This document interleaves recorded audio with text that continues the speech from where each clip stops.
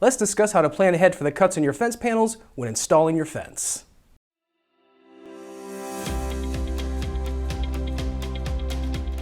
Hey everyone, Jason from Iron Fence Shop. 99.9% of fence installations are going to require at least one panel to be cut to fit your exact layout and/or gate placements. While this is super common and easy to do, there are some tips to be aware of beyond the old adage of measure twice, cut once. So today I wanted to go over some tips and things to plan for ahead of time when cutting your iron or aluminum fence panels.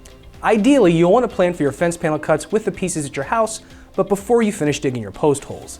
It's easy to pre-plan and dig your post holes when you have full-size panels and known widths.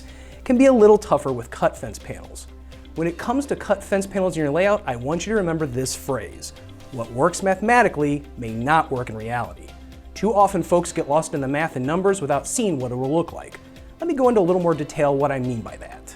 Let's say, for example, you measure out a 60-foot 3-inch fence run and determine that you'll have a cut fence panel at the end. You deduct the width of the full-size panels and posts from the total, and the remaining amount is 3 feet 3 inches between the last full panel post and where your end post is in that run. That 3-foot 3-inch cut panel measurement is what you need mathematically. But hold up just 1 second, don't dig that last post hole or cut that fence panel just yet. Mathematically, your numbers say a 3-foot 3-inch wide cut fence panel. However, we now need to look at the reality of where that 3-foot 3-inch cut is going to land on the fence panel. Unlike a piece of lumber that you can cut to any length, you need to take into account your upright picket spacing and that air gap between them for your mounting point when cutting iron or aluminum fence panels. Now you lay that tape measure out on the fence panel and find that 3-foot 3 inches lands in the middle of a picket. Had you set that last post hole 3-foot 3 inches away from the last post, you would now have a problem since what you calculated mathematically didn't work out in reality. Okay, so now that we know our mathematic number didn't work, how do we adjust that cut measurement for reality? Typically, this just means slightly adjusting the width of your cut panel a little wider or a little tighter.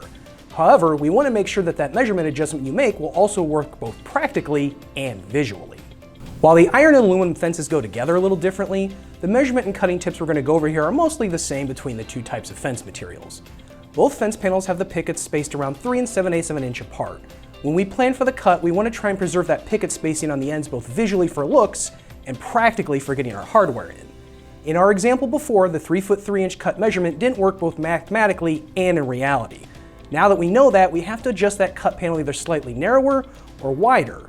Let's take a closer look at the reality of where that cut needs to land. Let's take our iron fence example piece here to show some things to consider when planning that final cut measurement in reality.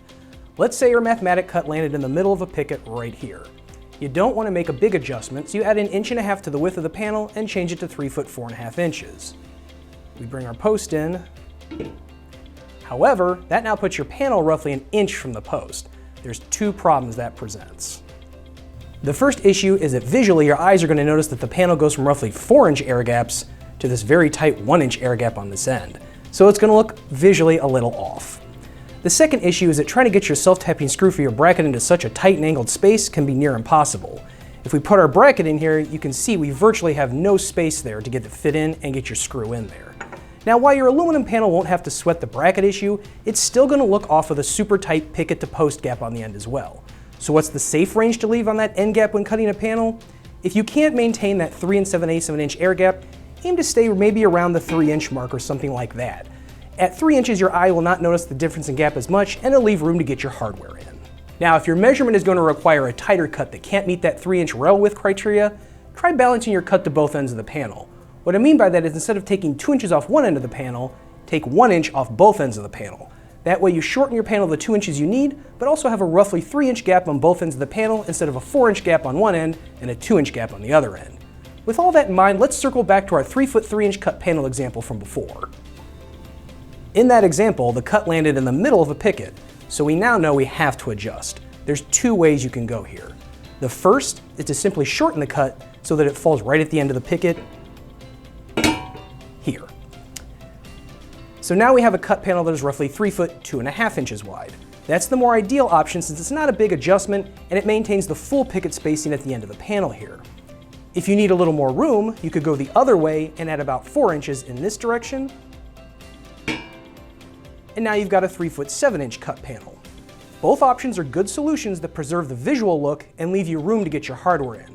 The better option just depends on if a little wider or a little narrower works better for your layout. While this all might sound very involved and complicated when planning your panel cuts, it really isn't.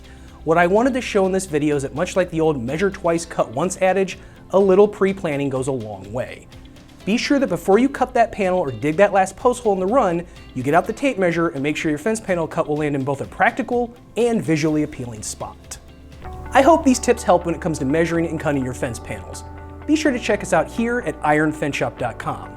Want to see what tools you can use to cut the iron and aluminum fence panels? Check out this video we did. If you have any other questions, you can shoot us an email at sales@ironfenceshop.com or give us a call at 800-261-2729. We look forward to hearing from you.